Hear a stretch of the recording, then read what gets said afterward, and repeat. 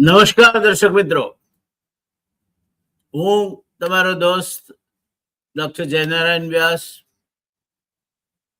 તમારી જ channel the real debate માં ધ રિયલ ઇશ્યુઝ સાચે સાચ પ્રશ્નો કયા છે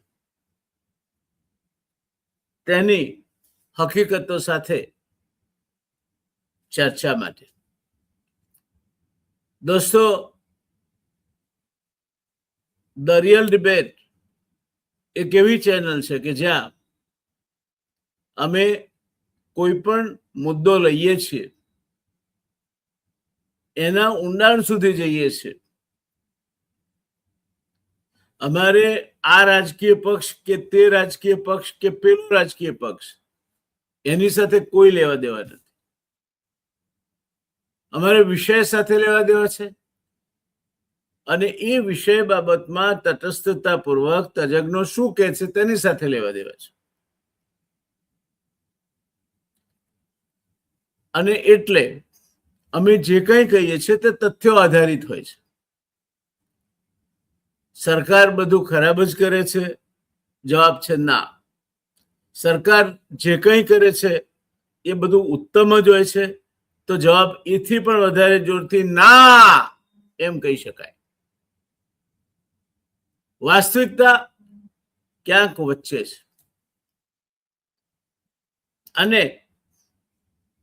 એ વાસ્તવિકતાને લક્ષ્યમાં રાખીને અમે તમારા બાળકોને તમારા જીવનને સ્પર્શતા પ્રશ્નો અંગે વાત કરીએ છીએ. આ અમારો મુદ્દો છે.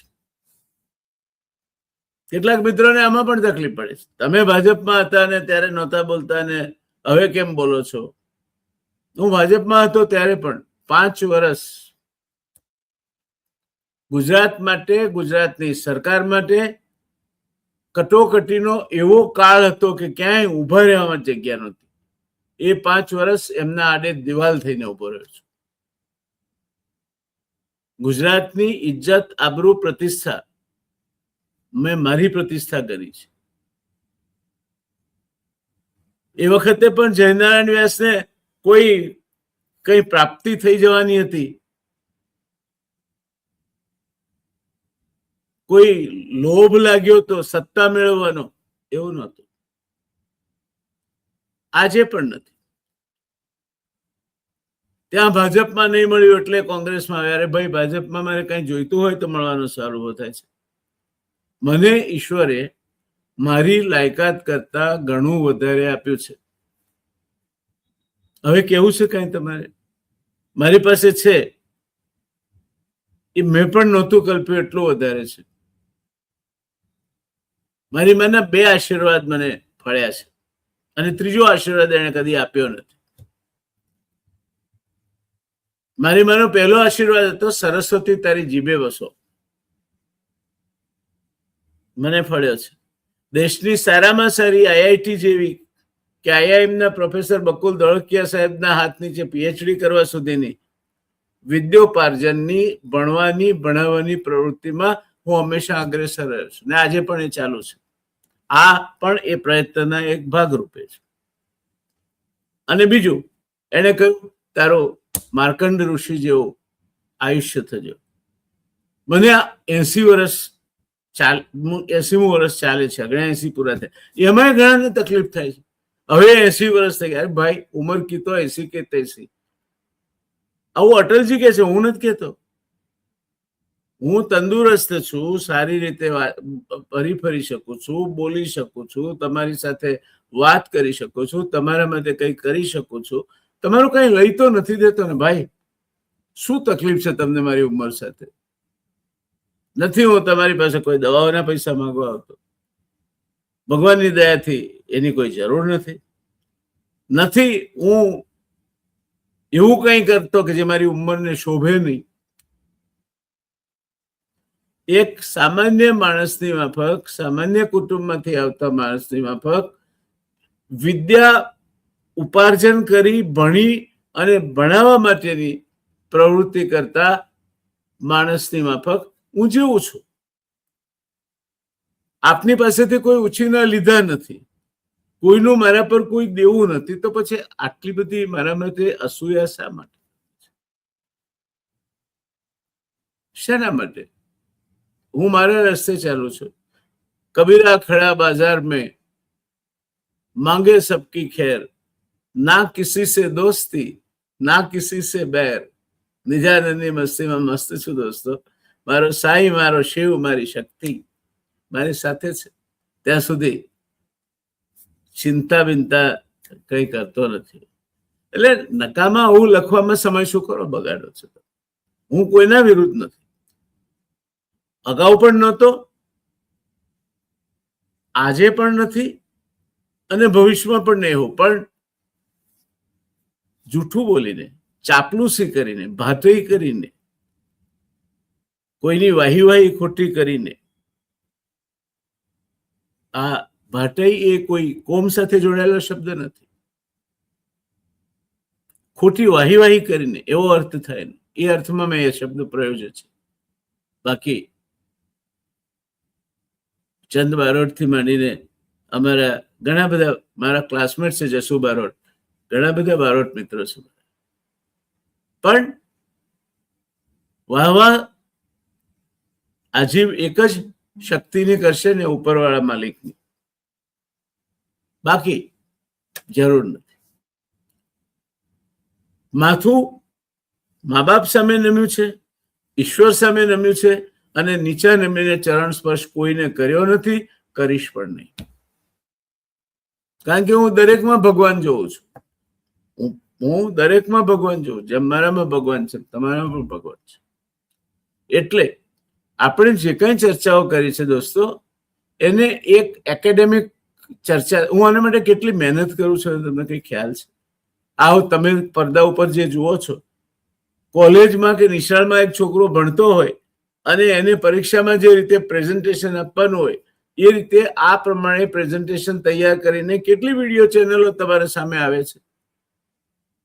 જરા પ્રમાણિકતાપૂર્વક મને કહો ને. ગુજરાતી એક ચેનલનું નામ મને મોકલો તો, કે જે તમારી પાસે આ રીતે હકીકતો તમને સમજાય તે રીતે મૂકતી હોય. ગુજરાતની પ્રાથમિક અને માધ્યમિક શિક્ષણની વાત કરતી હોય, શરૂઆત તમારા પડદા પર એક ક્લાસરૂમથી થતી હોય, અને ક્લાસરૂમમાં પણ શિક્ષક પેલો કેસરી ખેસ પહેરીને બેઠા છે. મેં કાઢી નથી નાખ્યો, મને કઈ વાંધો નથી, એમની માન્યતા છે. મને તો એવું શીખવાડવામાં આવ્યું છે કે ત્વદીયામ દયામ વશ્મિ હે શારદે મદીયામ ધ્યામ પ્રેરયત્વમ શુભે. અર્થ થાય, હે માં શારદા, હું તારી પાસે કૃપા યાચું છું. મારી ધ્યામ એટલે બુદ્ધિ, મારી મતિને, મારી બુદ્ધિને તું શુભત્વના માર્ગે પ્રેરજે. આ સરસ્વતી પ્રાર્થના છે. આપણે વર્ગખંડોમાં પણ ગાઈએ છીએ તો એવું પ્રાર્થનામાં આવે છે કે મહામૃત્યુમાંથી અમૃત સમીપે નાથ લઈ જા, ઊંડા અંધારેથી પરમ તેજે તું લઈ જા, તું હીણો હું છું તો તુજ દર્શના દાન દઈ જા. એ તો આપણા નસીબ નથી. પણ ઈશ્વરને પ્રાર્થના એ છે કે અજ્ઞાનના ઊંડા અંધારામાંથી તું મને જ્ઞાનના પરમ તેજ, ભક્તિના પરમ તેજ તરફ લઈ જા. અને છેવટે વહો એવી નિત્ય મુજ જીવનની સર્વ ઝરણી, દયાના પુણ્યોના તુજ પ્રભુ મહાસાગર ભણી. હે પ્રભુ, તો મહાસાગર છે. આ જીવન ત્યાં આપેલું છે, આ શરીર, આ ખોળિયું ત્યાં આપેલું છે. એ મારા મા બાપના હાડમાસથી બંધાયું છે. છેવટે તારામાં ભળી જવાનું છે. વહો એવી નિત્ય મુજ જીવનની સર્વ ઝરણી, દયાના પુણ્યોના તુજ પ્રભુ મહાસાગર. આ ભાવનાથી જીવું છું. રાજપુરની એ શાળા જેના 3 વર્ગખંડમાં 6 ધોરણ ભણાવતા હતા, ત્યાં એક દિવાલ પર લખેલું હજુ પણ મારા મગજમાં કોતરાયેલું છે, શાળા મારી શાળા મારી સ્વર્ગભૂમિ જ્ઞાન ગંગા જ્યાં વહે. બીજું એવું સૂત્ર હતું, સા વિદ્યા યા વિમુક્ત, એ મુક્તિ આપે તે જ સાચી વિદ્યા. શાહબુદ્દીનભાઈ કહે છે કે ભારતનું ભાવિ વર્ગખંડોમાં ગણાય છે. હું એની સાથે સંમત છું. ત્યારે આજે આપણે ગુજરાતના પ્રાથમિક અને માધ્યમિક શિક્ષણની ગુણવત્તા અંગે આપણે ખરેખર ક્યાં છીએ તેની વાત કરવી છે. દોસ્તો, તમે બાળકને ગમે તે માધ્યમમાં ભણાવો, સરવાળે એ જરૂરી શિક્ષણ પામે છે ખરું, તેની વાત કરવી છે. દોસ્તો, આજે આપણે વાત કરવી છે આપણા વિકાસનું સાચું સરનામું, એ આપણી શાળાનો ક્લાસરૂમ છે. આપણે ત્યાં જઈએ, ભણતર મેળવીએ તો એના મુખ્ય મુદ્દાઓ કહે છે. ગુજરાત વિકાસનું મોડેલ છે, પણ શું શિક્ષણમાં આપણે મોડેલ છીએ? રસ્તા, મેટ્રો અને ફેક્ટરીઓ ભૌતિક વિકાસ છે. ચમચમાતી કારો દોડતી હોય એના ઉપર, છનમ છના હોય કોઈના ઘરે, આ ભૌતિક વિકાસ છે. એનાથી સાંસ્કૃતિક અથવા સામાજિક વિકાસ નથી થતો.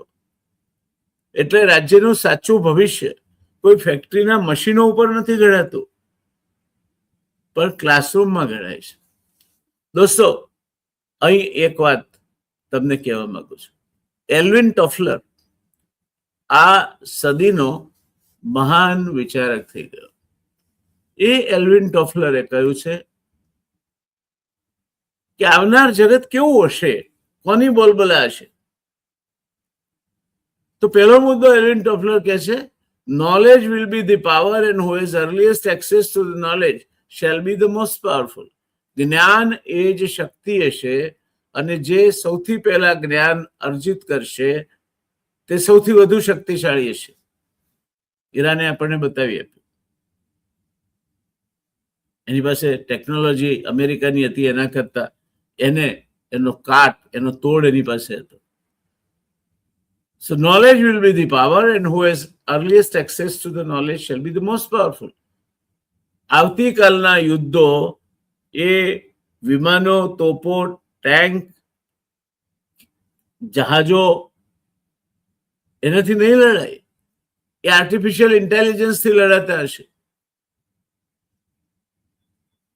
એટલે જ્ઞાનથી લડાતા હશે. તો પહેલું, તમારું બાળક શાળામાં જાય છે, જ્ઞાન મેળવે છે, એની કોઈ દાડો ચિંતા કરી છે. ટોફલર બીજું કહે છે કે દરેક ક્ષેત્રમાં ટેકનોલોજી ઘૂસી જશે, અને જે એને સ્વીકારશે તે આ દુનિયા પર રાજ કરશે. જે નહીં સ્વીકારે એ ડાયનોસોર નામના મહાકાય પ્રાણીઓ જેમ અદ્રશ્ય થઈ ગયા તેમ અદ્રશ્ય થઈ જશે. આજે જો એક ગૃહિણીને તમે લો, કેટલી ટેકનોલોજી વાપરે છે.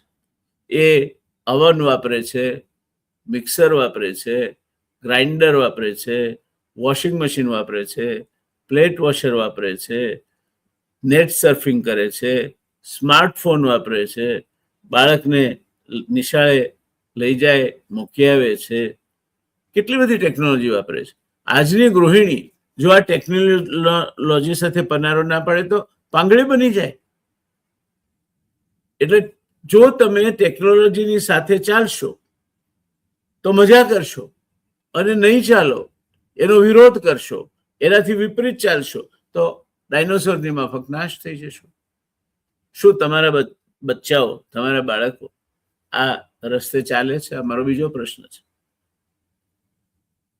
એલ્વિન ટોફલરે ત્રીજી વાત કહી કે એક નહીં પણ multiple technologies will be the order of the day. તમે એકલી એક જ ટેકનોલોજી શીખીને બેસી રહેશો નહીં ચાલે. મલ્ટિપલ ટેકનોલોજીસ, જુદી જુદી ટેકનોલોજીનું મિશ્રણ એ તમારે વાપરવું પડશે. ત્યાર પછી એને કહ્યું કે super computers as small as a cup of coffee will become affordable. Super computers, કોફીના એક નાના કપ જેવડા સુપર કમ્પ્યુટર્સ અત્યારે જેમ આપણું બાળક સ્માર્ટફોન લઈને ફરે છે એમ સુપર કમ્પ્યુટર લઈને ફરતું થઈ જશે.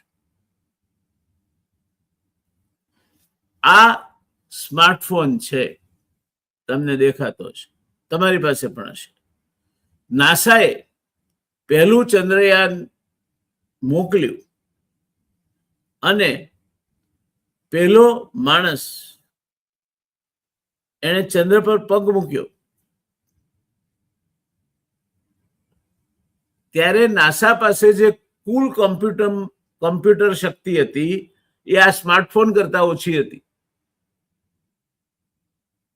અત્યારે આ સ્માર્ટફોન તમારા ઘરના દીવાનખાનામાંથી દુનિયા લાવી દેશે. એલિયન ટોફર ફરી એકવાર સાચો પડે છે. આ બધા આ આગાહીઓ એને 1975 કરી હતી. ત્યાં પછીની એની આગાહી છે કે માણસ એની કોલર ઉપર અથવા બાય ઉપર અમાપ માહિતી સાથે લઈને ફરતો હશે. અત્યારે આપણે ગ્રોકને પૂછીએ છીએ, ફટાક દઈને જવાબ આપી દે છે. ગ્રોકને કહે છે આ લખી નાખે છે. સનવાઈને કહીએ લખી નાખે છે. ચેટ જીપીટીને કહીએ લખી નાખે છે.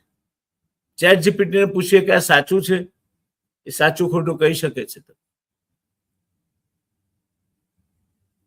આજે માણસના અવાજની નકલ કરી શકાય છે, એની આકૃતિની નકલ કરી શકાય છે અને એને વાપરીને આર્ટિફિશિયલ ઇન્ટેલિજન્સ એટલે કૃત્રિમ બુદ્ધિથી એવા વિડીયો બનાવી શકાય છે કે તમે એ જ માણસ બોલે છે, એ જ માણસ બધું કરે છે, એ તમે વિડીયોમાં જોઈ શકો. એટલે માની નહીં લેવાનું કે એનો જ વિડીયો છે. ત્યાર પછીનું એનું એક પ્રેડિક્શન કહીને પછી વાત આગળ ચલાવીશું, કારણ કે એના પ્રેડિક્શન કહેવા જઈશ તો આખો સમયમાં નીકળી જશે.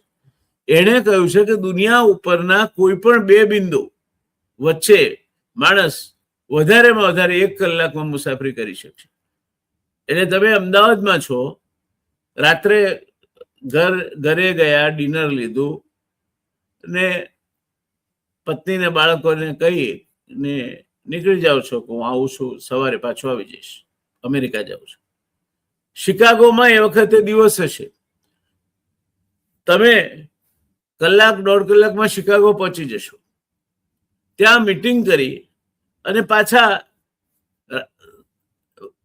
5-5:30 તો અમદાવાદમાં પાછા આવી જશો તમે. આ દિવસો આવી રહ્યા છે. અત્યારે કિડની ટ્રાન્સપ્લાન્ટ કરવી પડે છે, લીવર ટ્રાન્સપ્લાન્ટ કરવું પડે છે. આ બધા અંગો કૃત્રિમ રીતે ઉત્પન્ન થઈ સ્ટેમ સેલ કે બીજી ટેકનોલોજીથી અને એમેઝોન પર મળતા હશે.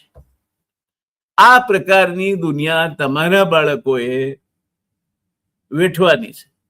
અને એટલે ક્યારે પણ જે જરૂર નહોતી શિક્ષણની ગુણવત્તાની એ આજે છે દોસ્તો. એટલું યાદ રાખજો કે શિક્ષણ એટલે સામાન્ય શિક્ષણ નહીં. આજના જમાનાની વધતી જતી જરૂરિયાતો સાથે, વધતી જતી ટેકનોલોજી સાથે, વધતા જતા એપ્લિકેશન્સ એટલે વધતી જતી એની એકબીજાને કઈ રીતે જોતરવા એકબીજામાં તે જુગાડ સાથે જે કેળવણી તમારા બાળકને જોડતી હોય તે જ એને ઉપયોગી બની શકશે. ત્યારે એ વાત આપણે લક્ષ્યમાં રાખીએ તો શિક્ષણની ગુણવત્તા કઈ રીતે મપાય? તો વાંચન ક્ષમતા, માતૃભાષા અને અંગ્રેજીમાં બાળક વાંચી શકે છે. અંગ્રેજીમાં એટલામાં જ લખ્યું છે કે અંગ્રેજી વ્યવહારની ભાષા છે. મોટા ભાગે હવે તમે આખા વિશ્વ સાથે વેપાર કરતા થવાના છો. આખા વિશ્વ સાથે તમે અવર જવર કરવાના છો, વિશ્વ પ્રવાસી બનવાના છો. અંગ્રેજી જાણવી પડશે. પાયાનું ગણિત, ન્યુમરસી, સરવાળા બાદબાકી ભાગાકારની સમજ અને પછી કમ્પ્યુટર એટલે તમારા આ સ્માર્ટફોન અથવા પોકેટ કમ્પ્યુટરથી એ ગણવાની તમારામાં ક્ષમતા હોવી જોઈએ. શિક્ષકોની ઉપલબ્ધતા, સારા શિક્ષકો.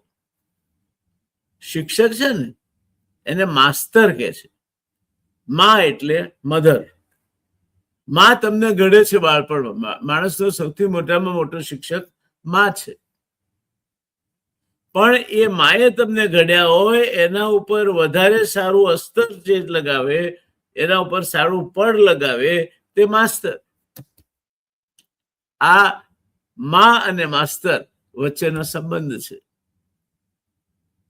એટલે આપણે ગુરુર બ્રહ્મા ગુરુર વિષ્ણુ ગુરુદેવો મહેશ્વર ગુરુ સાક્ષાત પરબ્રહ્મ તસ્મૈ શ્રી ગુરુવે નમઃ.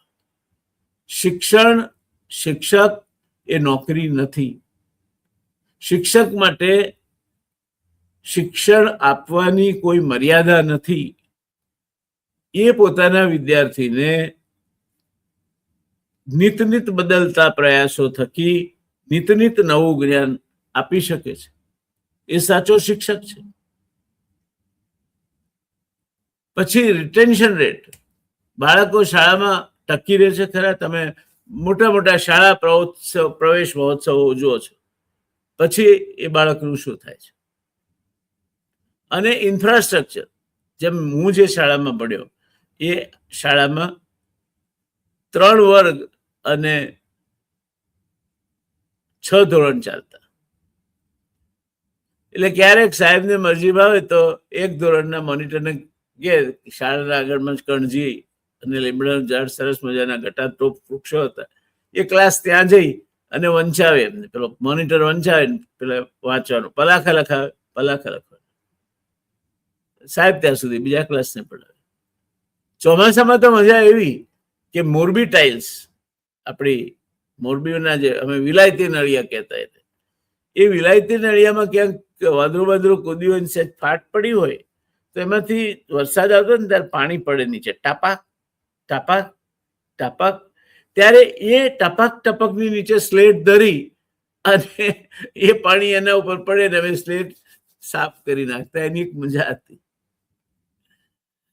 ક્લાસની બહાર મેંદીનો છોડ ઉગ્યો હોય, વરસાદ વરસી ગયો હોય, એના પાંદડા ઉપર પાણી લાગેલું હોય, સલેટ આમ મારો એટલે આખી સલેટ સાફ થઈ જાય. એની મજા હતી. આ એ વખતે જરૂરી આંતરમાળખાકીય સવલતો અથવા ઇન્ફ્રાસ્ટ્રક્ચર હતું. અત્યારે એનાથી આગળ વધીને હું કહીશ કે ઇન્ફ્રાસ્ટ્રક્ચર, આંતરમાળખાકીય સવલતો એટલે માત્ર બિલ્ડિંગ નહીં, માત્ર નિર્જીવ વસ્તુ નહીં, શૈક્ષણિક વાતાવરણ. શાળા મારી પ્રેરણા ભૂમિ હોય, ત્યાં વહેતી જ્ઞાનની ગંગા, નાહવાનું મન થાય, ભણતર બોજ ન લાગે, શિક્ષકને ખબર ના પડે કે એનો પીરિયડ ક્યારે પૂરો થઈ ગયો, અને વિદ્યાર્થીને ખબર ના પડે કે સાહેબનો 2 વાગી ગયો પીરિયડ કેમ પૂરો થઈ ગયો. બંનેને રસક્ષતિ થાય પીરિયડ પૂરો થાય ત્યારે. આવું શાહબુદ્દીનભાઈ હમણાં શિક્ષક વિશે વાત કરતા એક જગ્યાએ કહ્યું છે. ત્યારે શાળાનો આત્મા એ વિદ્યાર્થી છે અને શાળાના આરાધ્ય દેવ શિક્ષક છે. આ દેવ અને દેવદૂત એ શાળાનો આત્મા છે. ગમે તેટલી સારી શાળા હોય, ગમે તેટલું સારું બાંધકામ હોય, ગમે તેટલી સારી સવલતો હોય, પણ સારા શિક્ષક ના હોય ને સારો વિદ્યાર્થી ના નીપજે તો શાળાનો કોઈ અર્થ નથી.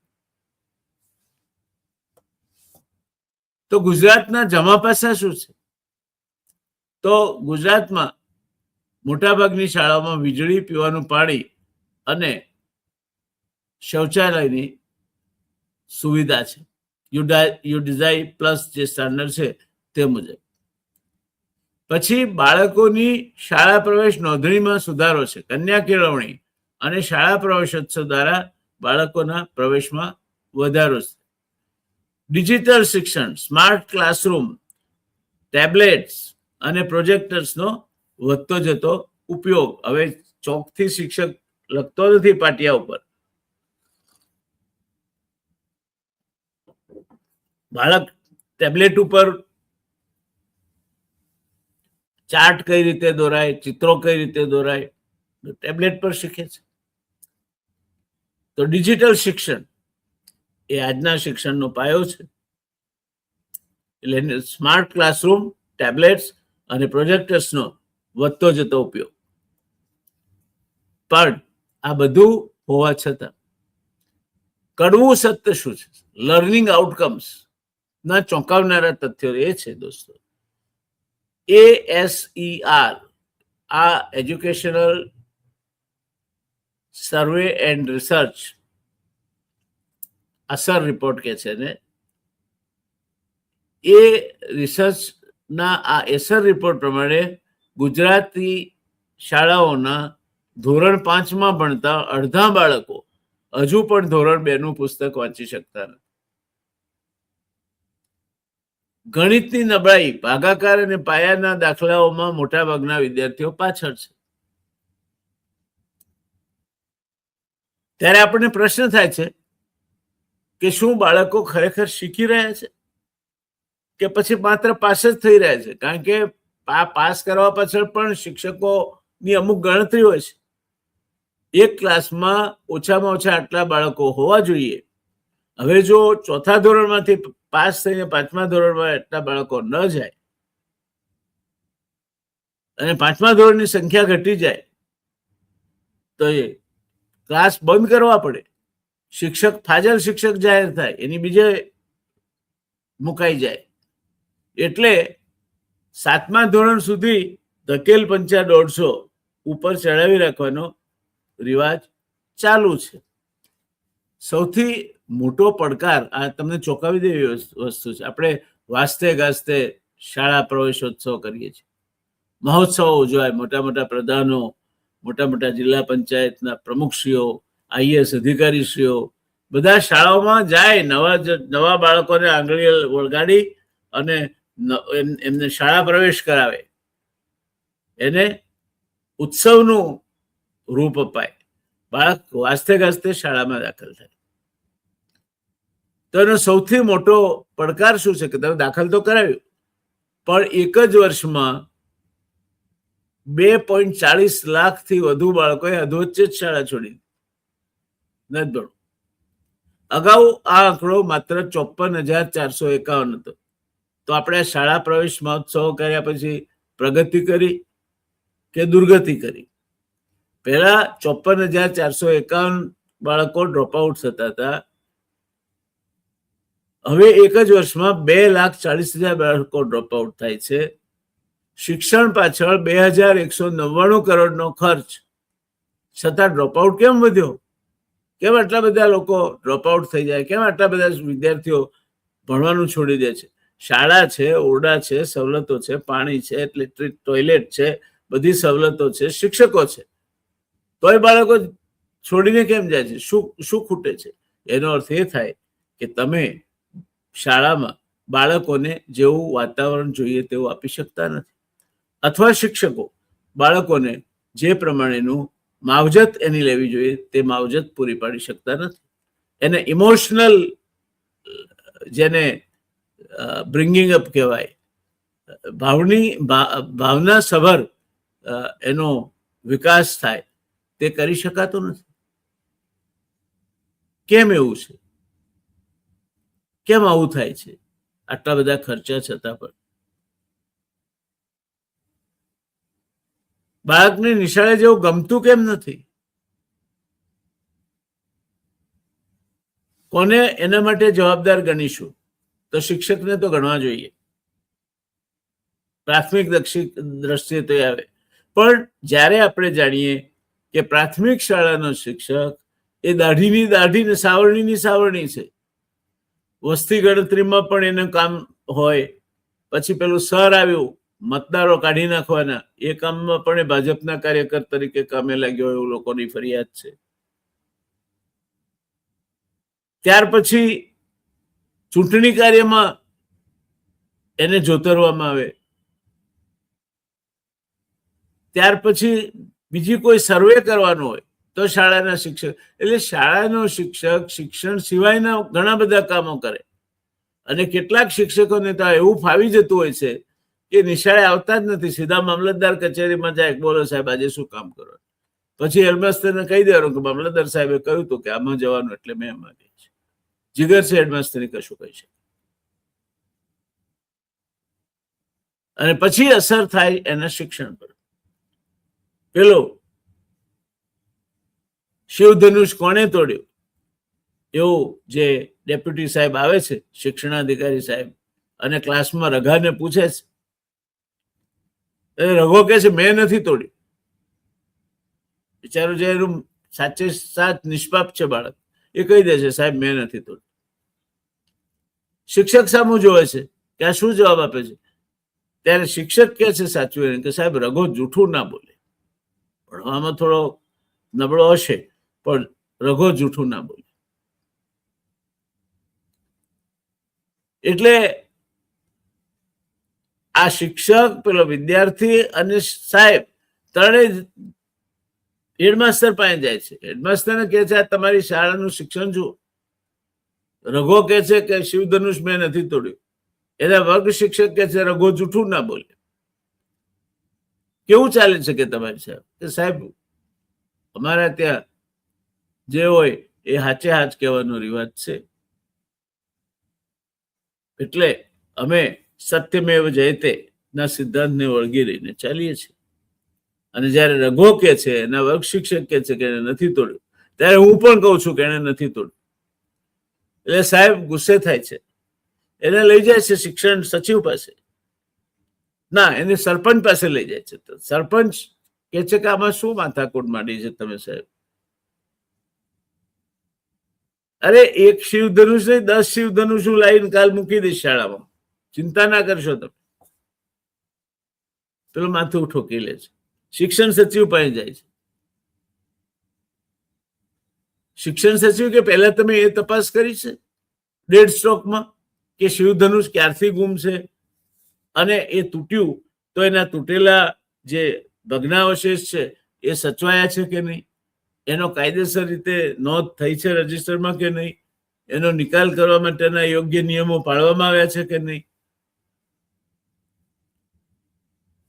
પહોંચ્યો મામલો મંત્રીશ્રી પાસે.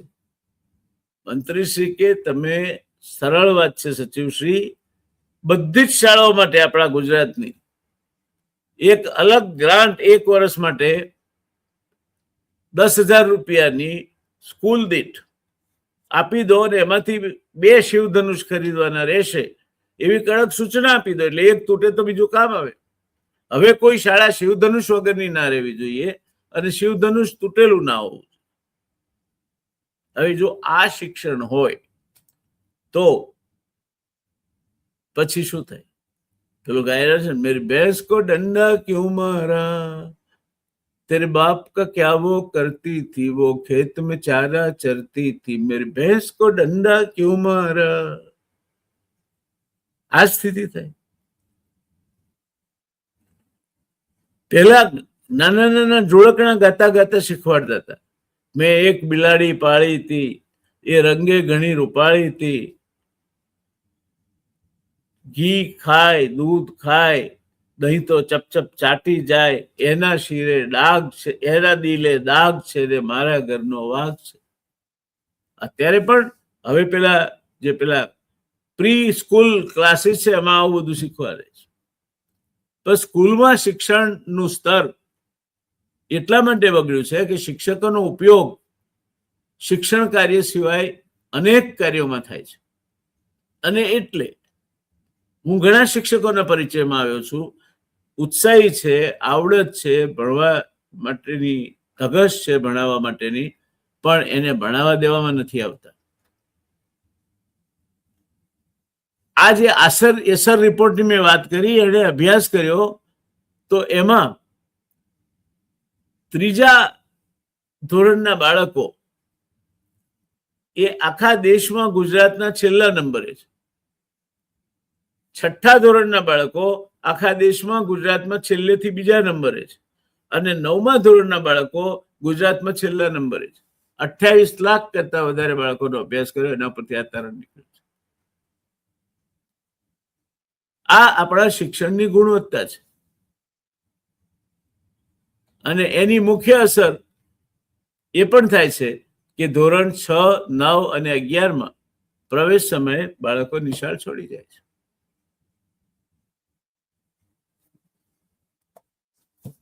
શિક્ષકોની અછત આપણે તો એવું માનીએ છીએ કે છે જ નહીં, પણ નીતિ આયોગ શું કે છે? મુખ્ય સમસ્યા શું છે?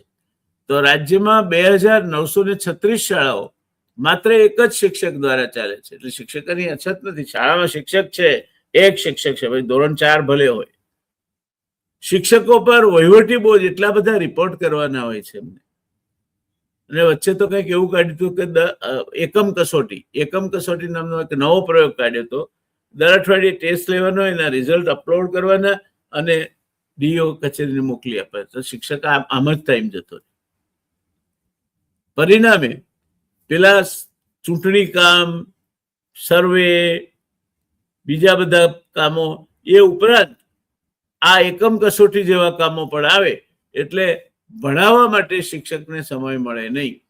ટીચિંગ ટાઈમ કહેવાય એનો, વિદ્યાર્થી દીઠ ભણાવવા માટેનો સમય એ સતત ઘટતો જાય. અને પછી આપણે અપેક્ષા રાખીએ કે આપણા ગુજરાતના છોકરાઓ આઈએએસ થાય ને આઈપીએસ થાય ને આઈઆરએસ થાય. ક્યાંથી થાય? જે આંકડા અત્યારે આપણે જોઈએ છે એ મોટા ભાગના તમે જોશો તો જનરલ કેટેગરીમાં નથી. મોટાભાગના રિઝર્વ કેટેગરીમાંથી સિલેક્ટ થયેલા છે. એ થાય છે પણ સારું છે, કમસે કમ ગુજરાતના તો છે. પણ ગુજરાતનો વિદ્યાર્થી, તમે અહીં અમદાવાદમાં આઈઆઈએમ છે, ગાંધીનગરમાં આઈઆઈટી છે, આપણા પાડોશી રાજ્યમાં મુંબઈ સૌથી સારામાં સારી દેશની આઈઆઈટી, જ્યાં ભણવાનું મને સદભાગ્ય પ્રાપ્ત થયેલું, આઈઆઈટી મુંબઈ આપણા સીમાડે છે, મુંબઈમાં છે. ત્યાં ગુજરાતના કેટલા છોકરાઓ દાખલ થાય છે જરા તપાસ તો કરો. હું જ્યારે આઈઆઈટી મુંબઈમાં ભણતો હતો પોસ્ટ ગ્રેજ્યુએશન, ત્યારે 4500 આજુબાજુ છોકરાઓમાંથી માત્ર 23 છોકરા ગુજરાતના હતા. અને 23માંથી 6-7 પેલા પ્રોફેસરો હતા જેમને ક્વોલિટી ઇમ્પ્રુવમેન્ટ પ્રોગ્રામ હેઠળ સરકારે ભણવા મોકલ્યા હતા. તો તમે ઘર આંગણાની તમારી જે ઇન્સ્ટિટ્યૂટ છે, આઈઆઈટી છે, આઈઆઈએમ છે, નેશનલ ઇન્સ્ટિટ્યૂટ ઓફ ડિઝાઇન છે, સેપ છે, Dhirubhai Ambani institute of information technology છે, એ ઉપરાંતની સારી યુનિવર્સિટીઓ છે. Ahmedabad university, Nirma, Deendayal, Pandit Deendayal energy university, ત્યાં આપણા છોકરાઓ કેમ પાછળ પડે છે? કેમ એની સાથે એ તાલમેલ નથી સાધી શકતા? બધા ગુજરાતીઓ વેપાર નથી કરતા. આપણે એમ કહીએ કે ગુજરાતી તો વેપારી, ગુજરાત તો વેપાર કરે.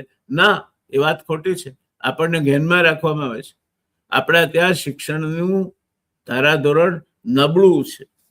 આપણે બિહાર અને ઉત્તર પ્રદેશને ગમે તેટલા વગોવીએ, પણ આઈએએસ, આઈપીએસ, આઈઆરએસ, આઈએફએસ, આ બધા રિક્રુટમેન્ટમાં બિહાર અને ઉત્તર પ્રદેશનો દબદબો છે. ત્યાં જે છોકરાઓ ભણે છે એ ઉત્તમ કક્ષાનું ભણે છે, સ્પર્ધાત્મક પરીક્ષાઓમાં પણ આગળ રહે છે. તો ગુજરાતને શું વાંધો છે? આપણી જાતને પ્રમાણિકતાપૂર્વક આ પ્રશ્ન પૂછીએ એ સમય પાકી ગયો છે. ગુજરાત વિરુદ્ધ અન્ય રાજ્યોની સ્થિતિ શું છે? તો કેરળમાં 99% વધુ સાક્ષરતા છે અને ન્યૂનતમ ડ્રોપઆઉટ રેશિયો એ સૌથી ઓછામાં ઓછો છે કેરળમાં. દિલ્હી સરકારી શાળાઓના માળખા અને શિક્ષક તાલીમમાં ક્રાંતિકારી સુધારો થયો છે. કેજરીવાલનું મફલર, એની છીંકો એ ભાજપની બી ટીમ છે, આરએસએસ એ ઊભું કરેલું, અન્ના હજારેનું એ તરકટ છે. બધા આક્ષેપો કરીએ તો પણ એના સમયમાં દિલ્હીની સરકારી શાળાઓના માળખા અને શિક્ષક તાલીમમાં ક્રાંતિકારી સુધારો થયો હોવાનું અનુભવાયું છે. Tamil Nadu mid day meal model અને મજબૂત ફાઉન્ડેશનલ લર્નિંગ એટલે પાયાની પેલી એ તમિલનાડુમાં મળી રહે છે. ગુજરાતનો પડકાર શું છે? ઇન્ફ્રાસ્ટ્રક્ચર એટલે ક્લાસરૂમથી માંડીને ટોયલેટ ને પીવાના પાણીની સવલત ને આ ને તેને બધું હોવા છતાં ક્વોલિટી ઓફ લર્નિંગ, શિક્ષણની ગુણવત્તામાં ગુજરાત પાછળ છે. અને જો એમાં આપણે સુધારો નહીં કરીએ તો ગુજરાત અત્યારે પણ ગુલામી વેઠી રહી છે, કારણ કે ગુજરાત ઉપર રાજ્ય બીજા જ કરે છે અને આવનાર સમયમાં પણ ગુજરાત ગુલામી વેઠતું રહેશે.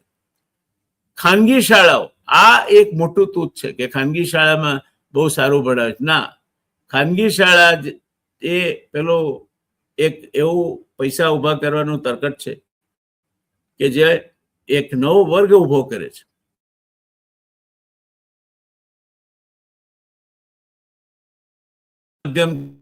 હવે એક વસ્તુ તમે દોસ્તો સમજી લેજો કે તમારા ઘરમાં કોઈ અંગ્રેજી ના બોલતું હોય, પાડોશમાં કોઈ અંગ્રેજી ના બોલતું હોય, તો બાળકને અંગ્રેજી માધ્યમની સ્કૂલમાં મૂકવું એના જેવું બીજી મોટી ક્રૂરતા બીજી કોઈ નથી. બાળક મુરઝાઈ જાય છે, એનું બાળપણ તમે છીનવી લો છો. વાસ્તવિકતા શું પ્રાઇવેટ એટલે ક્વોલિટી?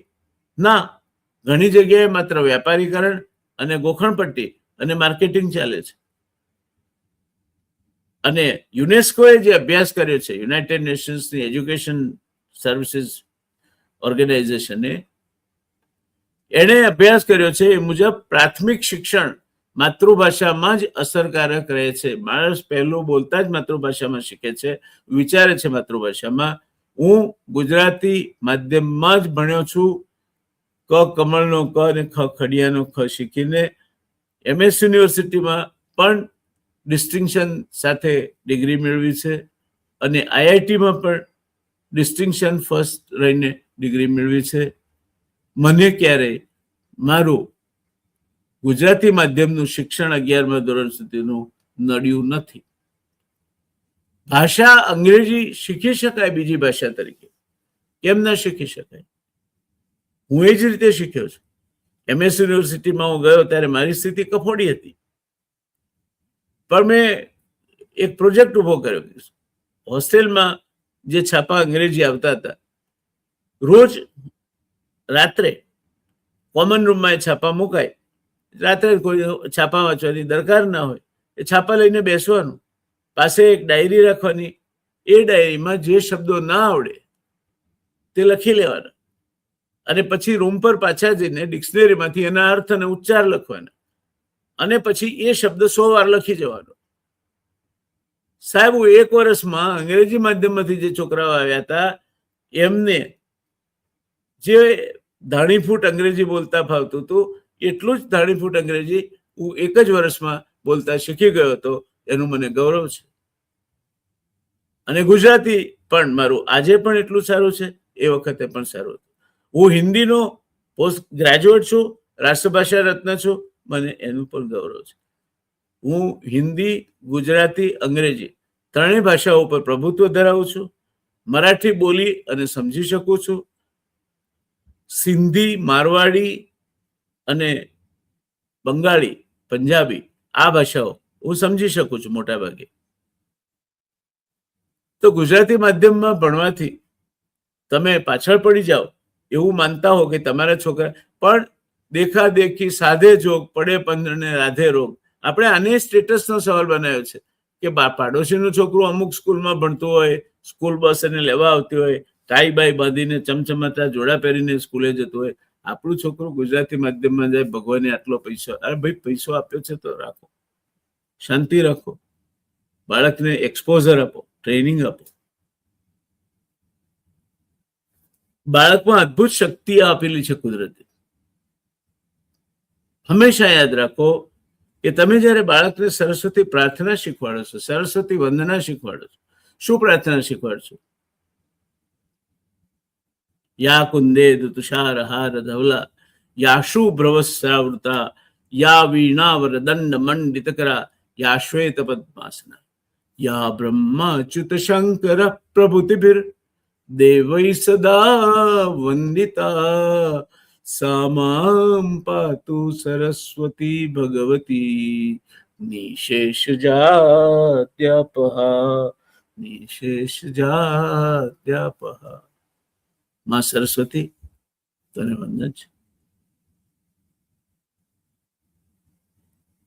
દેવી શારદા સરસ્વતીના પૂજનીય જઈએ. દેવી શારદા સરસ્વતીના પૂજનીય જઈએ, ભણીએ ગણીએ, ભણીએ ગણીએ ને રમીએ, શાળાએ જઈએ, શાળાએ જઈએ. ચીને હમણાં કોઈ પણ શિક્ષણ સંસ્થા નફા માટે ચાલતી હોય બધું જ શિક્ષણ બંધ કર્યું છે. ચીનમાં ફરજિયાત તમારે સરકારી શાળામાં જ ભણવું પડે છે. અને ચીનમાં આજે આપણે પહેલા 200 યુનિવર્સિટીઓમાં દુનિયાની આપણી એક પણ યુનિવર્સિટી નથી. ચીનની 7 યુનિવર્સિટી એવી છે જે વિશ્વની ટોચની 100 યુનિવર્સિટીમાં છે, અને 3 યુનિવર્સિટી એવી છે જે વિશ્વની ટોચની 20 યુનિવર્સિટીમાંની એક છે. ચીન શિક્ષણનું મહત્વ સમજે છે, ચીન જ્ઞાનનું મહત્વ સમજે છે, ચીન ટેકનોલોજીનું મહત્વ સમજે છે, અને એટલે ચીન આગળ છે. આપણે શિક્ષણનું વ્યાપારીકરણ કર્યું, ખાનગીકરણ કર્યું. બધી જ ખાનગી શાળાઓ SSC સુધી બંધ કરી દેવી જોઈએ, કારણ કે એનાથી એક નવો વર્ગ ઉભો થાય છે. તમારી પાસે પૈસા છે તો તમે તમારા બાળકોને એવી સ્કૂલમાં મૂકો જ્યાં એર કન્ડિશન ક્લાસમાં ભણે. ટ્રીપમાં જાય તો મસૂરી જાય, મનાલી જાય, કાં તો સિંગાપોર જાય, દુબઈ જાય. આ એક વર્ગ ઉભો કરી રહ્યા છો તમે. નોવાઈ ક્લાસ જે મંત્રીઓના ને એમના જેમ દોબાલનો છોકરો લંડનમાં સ્થાયી થયો છે, જયશંકરનો છોકરો ઓબ્ઝર્વર રિસર્ચ ફાઉન્ડેશનમાં ન્યુયોર્કમાં કામ કરે છે. એક વર્ગ ઉભો કર્યો છે તમે. શા માટે? કેમ બધા જ છોકરા એક સરખું શિક્ષણ ના મેળવે? સરકારી શાળાના શિક્ષણની ગુણવત્તા સુધરશે અને દરેકને સમાન તકની તમે વાત કરતા હો. આમ 1 person 1 વોટની વાત કરો છો, 1 નેશન 1 વોટની વાત કરો છો, એક સાથે ચૂંટણી લાવવાની વાત કરો છો, તો આ શિક્ષણ કેમ સરખું નહીં બધાને? એટલે માતૃભાષામાં શિક્ષણ આપો છો એના જેવું ઉત્તમ કામ બાળક માટે બીજું એકેય નથી. એને એ શિક્ષણ ભારરૂપ બનતું નથી અને સારી રીતે એ શીખી શકે છે. તો આગળનો માર્ગ અને સમાધાન શું, ઉકેલ શું છે? તો પાયાના શિક્ષણ પર ભાર આપવો જોઈએ. ધોરણ 1 થી 3 વાંચન અને ગણિત પર ફોકસ કરવું જોઈએ. શિક્ષક તાલીમ શિક્ષકોને માત્ર શિક્ષણ કાર્યમાં જ જોતરવા જોઈએ, અન્ય કોઈ પણ કામમાં નહીં. એકીકૃત શાળાઓ, ધોરણ 1 થી 12 સુધીની સંકલિત શાળાઓ, જેથી ડ્રોપ આઉટ ઘટે. અને કૌશલ્ય આધારિત મૂલ્યાંકન હોવું જોઈએ. માત્ર માર્કશીટ નહીં, પણ બાળકની આવડત પણ માપવી જોઈએ. અને તો જ આપણે બાળકને પેલું સા વિદ્યા યા વિમુક્તએ નો મંત્ર શીખવાડ્યો છે એમ કહી શકાય. એનો અર્થ થાય સા વિદ્યા યા વિમુક્તએ. વિદ્યા એ છે જે મુક્તિ અપાવે. તો પછી એનાથી વિરોધાભાસી શબ્દ શિક્ષિત બેરોજગાર કઈ રીતે હોઈ શકે? જો માણસ ભણ્યો છે બેરોજગાર કઈ રીતે હોઈ શકે? શું શીખ્યો હોય ભણતરમાં? કેમ કોઈ સ્કિલ એને નહીં આવડી? 12મા ધોરણનો વિદ્યાર્થી બહાર પડે ત્યારે એની પાસે એક સ્કિલ એવી હોવી જોઈએ જેના ઉપર એનું રોજગારી ચાલી શકે. અને આ દેશમાં જેની આગળ સારો લાગે છે એ બધી જ વસ્તુની તંગી છે. સારો નોકર નથી, સારો ડ્રાઈવર નથી, સારો પટાવાળો નથી, સારો મેકઅપ મેન નથી, સારો કેમેરામેન નથી, સારો રિક્ષા ડ્રાઈવર નથી. સારો લાગ્યો કે ખલાસ, તો તમારે એક જ કામ કરવાનું છે. જે પદ્ધતિ તમારી છે બરાબર, પણ એ પદ્ધતિ સારો વિદ્યાર્થી સારો બનીને બહાર પડે, એની પાસે કોઈ એક સ્કિલ હોય અને એ થકી એ પોતાનો રોજીરોટી રડી શકે. એ બેકાર થઈને ભીખનું શકોરું લઈને ના ફર્યા કરે, એને બીજી કોઈ ચિંતા ના હોય પોતાને રોજી રળી લેવાની. આ દેશમાં ઇનફ તકો છે. આજે તમે કોઈ મોટી સોસાયટીમાં એક ટેબલ નાખીને ખુરશી લઈ અને બેસો અને ક્લિનિક ખોલો. કેવું ક્લિનિક? કે રાતે 12 વાગે તમને ફોન આવે કે ભાઈ મારી લાઈટ જતી રહી છે, તો તમે કહો હા માણસ આવશે, 300 રૂપિયા વિઝિટિંગ ફી અને બાકી બદલવાનું જે હશે તે. મસ્ત ચાલે. દોસ્તો, અમદાવાદમાં હું જેની પાસે વાળ કપાવું છું એ માણસ તમે ઘરે બોલાવો તો 500 રૂપિયા વિઝિટિંગ ફી લે છે. દુનિયા ઝુકતી હૈ, ઝુકાને વાલા ચાહીએ. બેકારી નથી, અહીં બેકારી છે, આપણા મગજમાં બેકારી છે, બાકી ક્યાંય બેકારી નથી. અને શિક્ષણનો શ ન જાણતા એવા શિક્ષણ મંત્રીઓ અથવા શિક્ષણનો વ્યાપાર કરનારા શિક્ષણ મંત્રીઓ શિક્ષણને માં સરસ્વતીના આ પવિત્ર વ્યવસાયને એમણે અપવિત્ર કરીને મૂક્યો છે. અને એટલે આપણા બાળકો પાછળ છે. ગુજરાતી બાળક બિચારું બાપડું થઈને ફરતું હોય છે, એ હકીકત છે. પછી આપણે અમેરિકામાં સામ પિત્રોડા છે એના દાખલા આપીએ ને તો કેટલામાંથી કેટલા સામ પિત્રોડા ગયા એની વાત કરો ને તમે. બાકી અહીંથી માણસો જાય છે જે પેલા ઇલીગલી બિચારાઓ, એ તો $7 કલાકનો દર ચાલતો હોય તો $2 નોકરી કરે, સ્ટોર છોડીને બહાર જવાનું નહીં, કારણ કે જો પકડી જાય તો પેલા ડિપોર્ટ કરી દે અને સ્ટોરમાં 24 કલાકની ગુલામી કરવાની અને ખાવા પીવા મળી રહે. તમે એમ માનો છો અમેરિકામાં કે ઇંગ્લેન્ડમાં કે કેનેડામાં ડોલર કે પાઉન્ડ ઝાડ ઉપર ઉગે છે? જઈને તમારે ખાલી તોડીને ટોપલી જ ભરવાની હોય છે? ના, કાળી મજૂરી કરવી પડે છે, ત્યારે એ પૈસો. હા, આપણા એ સંતાનો જે લોકો ત્યાં ગયા, જે ભણી ગણી ગયા, આઈઆઈટીમાં ભણ્યા, એલડી એન્જિનિયરિંગ કોલેજમાં ભણ્યા, બીજે મેડિકલ કોલેજમાં ભણ્યા, એવી ઉચ્ચ શિક્ષણ આપતી સંસ્થાઓમાં સારું ભણીને જે લોકો ગયા, એ ટોચના અમેરિકનો કરતા આગળ છે. પણ એવા કેટલા?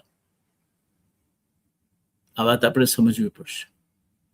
અને એ સમજીશું અને શિક્ષણનો અર્થ આપણે સા વિદ્યા યા વિમુક્તે કરીશું તો જ આપણે સાચા અર્થમાં દેવી શારદા સરસ્વતીના પૂજનીએ જઈએ.